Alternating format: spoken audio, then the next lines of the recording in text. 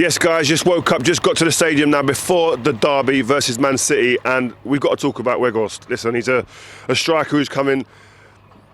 We're following suit. It's another 30-year-old, 30 plus. I think since 2017 we've had the likes of Cavani, Ibrahimovic, Igalo, Ronaldo. These guys all 30 and above. Weghorst fits into that. But I think there's a difference. I think he's somebody who's coming here with a lot to prove. There's a steeliness to him. He's somebody I saw in the World Cup even who comes in, who's got a bit about him, wants to make an impact.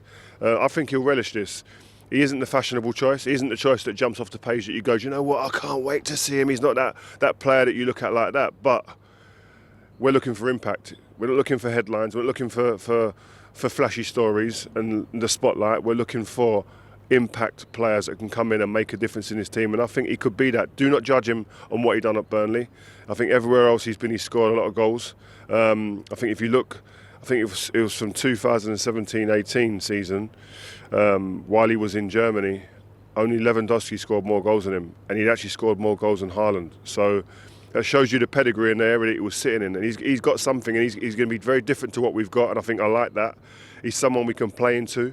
And that's when you need your runners. You need your Rashfords, the Martials, the Antonys, the Sanchos when he's back, to be able to feed off him and run off that kind of player.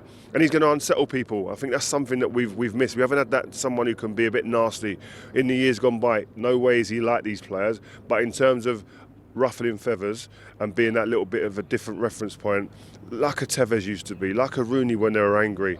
You need those type of players. Look who we got here. How would you have dealt with Weghorst?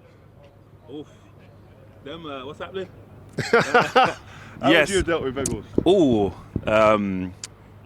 You can't obviously just take it for granted that you're going to beat him in the air. So you probably take him off the line a lot, and you probably use strength. What do you mean off the line? So obviously the flight of the ball, you're taking him away from that. So and make it where you both have to jump, because if you're doing it where you're not jumping, and he's taller than you, he's going to win him. So you're taking it where you both have to jump, and then probably use your athleticism to do that. Also trying to keep him out of the box. I used to think big guys like that don't want them anywhere near the box. Yeah, especially, and we've both played against players that, again, just standing still in the box, and then you're thinking you're in control, and all of a sudden it just comes in, and then no one's jumping, and it just looks poor. So yeah, you're trying to move them constantly, and just read the flight as early as possible, and just get in the way, line of the ball, and make them foul you. Maybe, you know, I mean, we've seen that a lot where players are in the way, and especially nowadays, soft fouls you're seeing them given all the time.